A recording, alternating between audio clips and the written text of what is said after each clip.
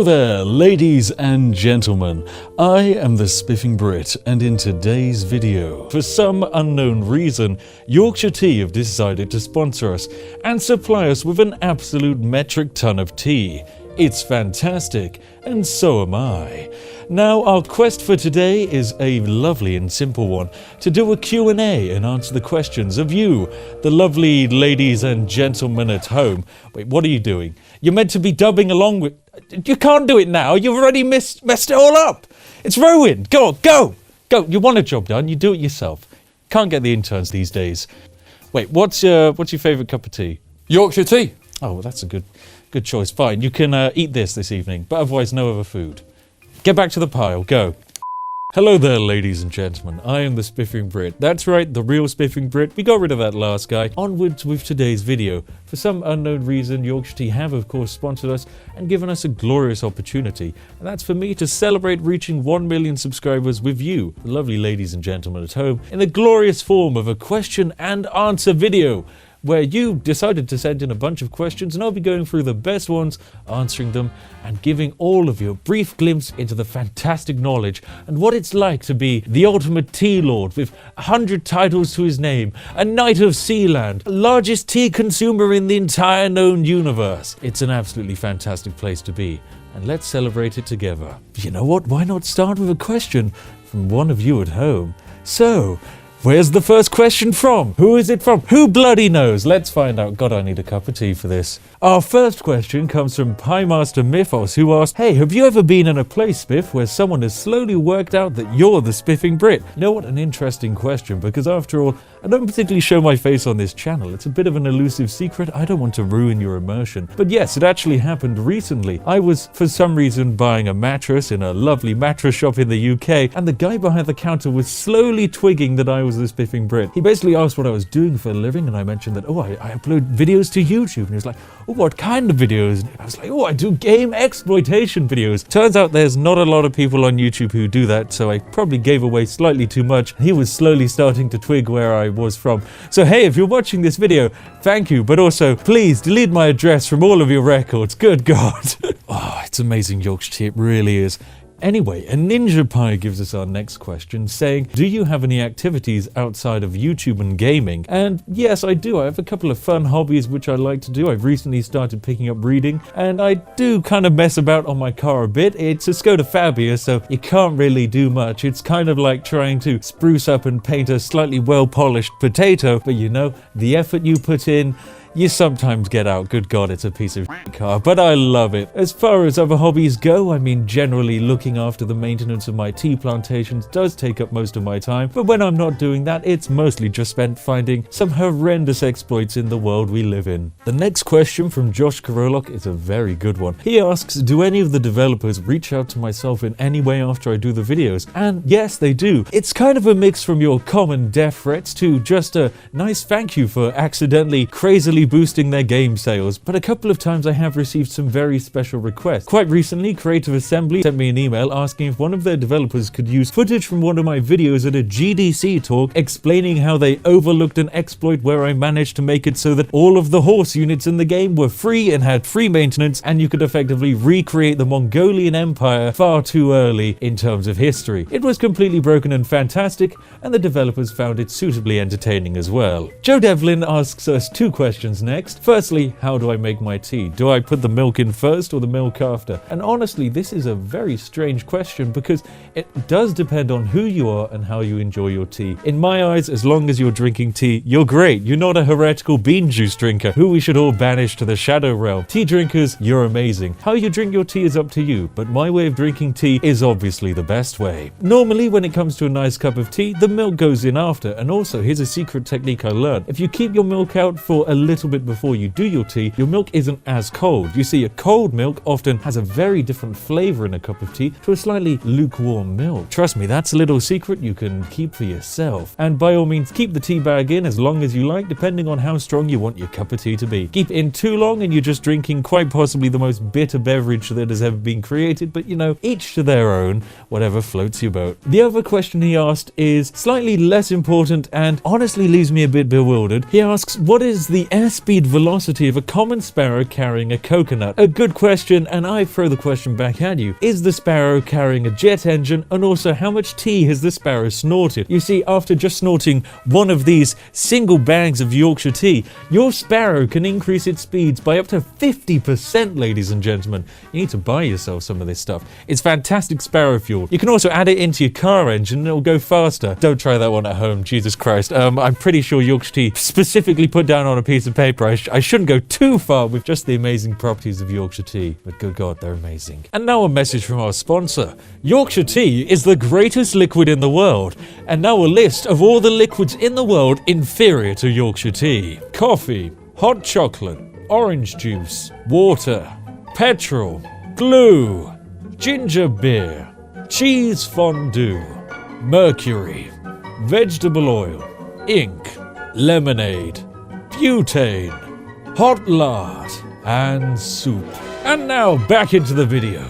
The next question comes in from Old Cat. He asks, how did you start your YouTube career? Was it a progressive growth or was it a very strange thing? And you know what? It kind of was a very strange experience. My YouTube channel, like most YouTube channels, started as a hobby where I uploaded just a bunch of random garbage which made no coherent sense. But naturally, over the course of about 3 or so years, I managed to train myself how to edit videos, how to script videos, and how to present and commentate videos. But most importantly, along the way, I discovered the secret to the YouTube algorithm, and that was when the channel really exploded. You see, around about a year ago today, I discovered that if you include a certain set of words, tag your video and describe your video in a specific way, as well as make to include some of the fantastic algorithmic magic which Susan loves oh so much, your video will go from being a standard high quality channel to being the largest channel in the known British Empire. And we'll get there one day, just you watch. Gumboface asks a lovely financial question next. He says, when will you do a My Bank Account is a perfectly balanced game with no exploits whatsoever? Well, Gumbo,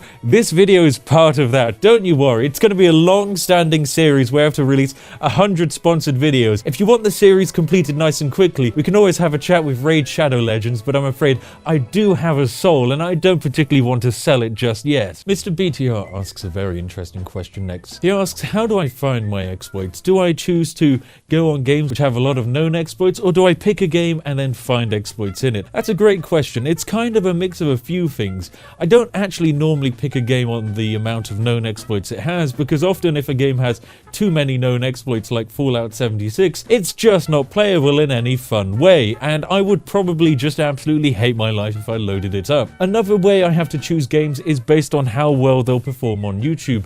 There's no point me covering a game which has no audience and has a really fun exploit, because honestly, most of you aren't going to be that interested in a game you've never heard of. There's often a big reason as to why no one's playing that game. I often find the best games which I find exploits in are the old games which a lot of us hold in nostalgia, because we absolutely love those games. Whilst the audience isn't there for them anymore, there is still definitely people who want to see footage of some of their favourite games which sadly just don't get the limelight that they really do deserve. Mongoku asks, Yorkshire tea is a perfectly balanced tea with no exploits when? It's happening right now. I know. I'll probably title the video that. Good God, thanks for the title there. Yeah, this is for some reason quite possibly the strangest video I've ever done. I never thought we'd actually hit a day where, for a start, the channel would have 1 million subscribers. I mean, like, that's a stupid amount of people. But equally, this is a stupid amount of tea. They've given us so much, it makes no sense. I don't know what I should do with all this tea. This is enough tea to last me the next couple of weeks. It's fantastic. But seriously, thank you, Yorkshire tea, and thank you for the lovely ladies and gentlemen at home who got us to where we are today. Without you, such a thing would never be possible. Thank you very much. And now a second message from our sponsor. Yorkshire Tea would like it to be known that the previous list of inferior liquids was incomplete. For clarity, there is no liquid in existence which is superior to Yorkshire Tea. To illustrate further, here is an additional list of liquids which are not as good. Wine, vodka, gin, energy drinks, Worcestershire sauce, brine, rain, fabric softener, gently warmed cesium, lime cordial, mouthwash, paint, hydrochloric acid, and soup.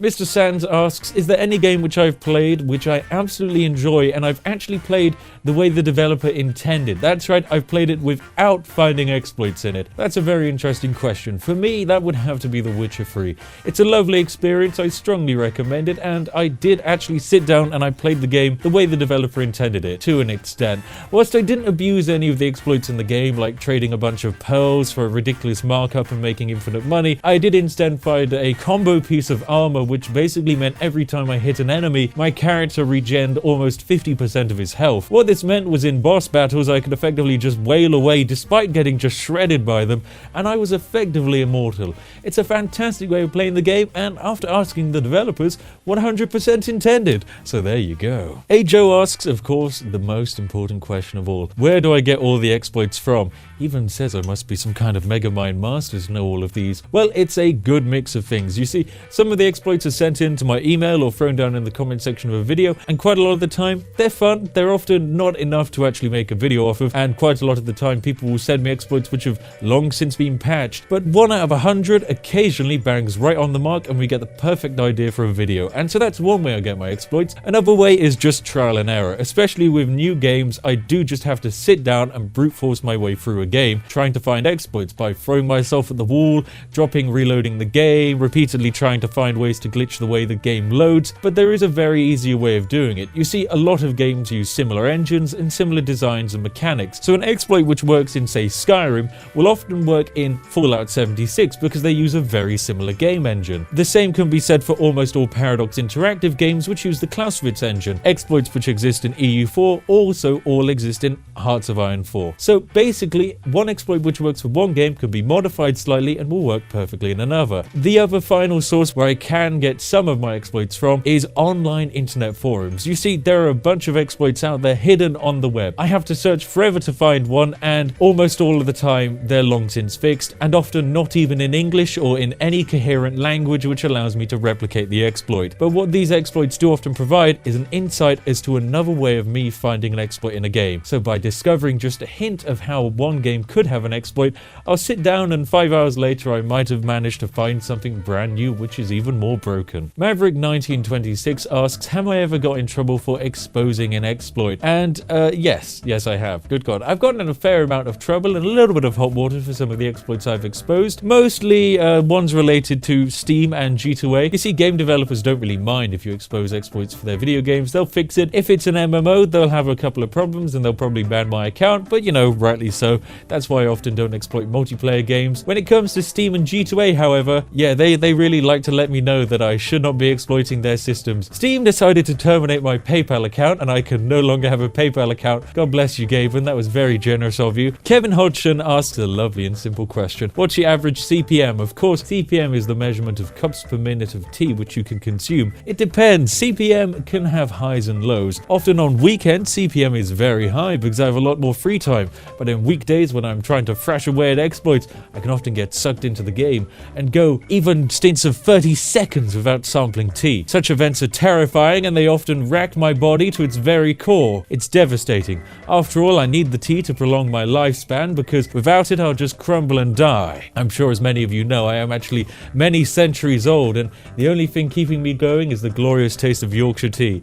Many of you will probably also note the Yorkshire tea hasn't been going for many hundreds of years, but that's where you're wrong. You see, Yorkshire tea actually uses time travel based technology and has been going for an infinity length of time. Like the Ouroboros snake, Yorkshire tea can quite simply never end. Sankey Cheese asks, how long does it take you to make a video? Well, that's a very interesting question. You see, a video production for me has kind of about 4 set stages. Stage number 1, finding a game and an exploit. If a game already comes with an exploit which I know works, or has a couple of pointers to exploits which might work, fantastic. Stage number 2, trying to find the exploit in the game and replicating it. Stage number 3 is then recording the game, and then stage number 4 is sending it to my editor. Stage number 1 to 3 are all done by myself and can roughly take about 1 to 2 days. Often I'll spend a about 12 hours on each video, and then I'll send it off to my editor, who will spend around about a day and a half editing it up to perfection and Yorkshire tea gold levels of standard and quality, and then he'll send it back to me to throw into the pile of you, the lovely ladies and gentlemen at home. And there we have it, ladies and gentlemen. That draws a close to today's video. Thank you very much for watching, and hey, if you have indeed enjoyed, feel free to give the video a like and hop down into the comment section and tell me any more questions you have. I'll do my best to try and answer them, but the last time I promised to answer every single comment on a video, I ended up with 10,000 comments, and Jesus Christ, that's a lot of work, but by all means, I'll give it a good go today. As always, a massive thank you to each and every one of my fantastic Patreons, each and every one of these majestic people listed here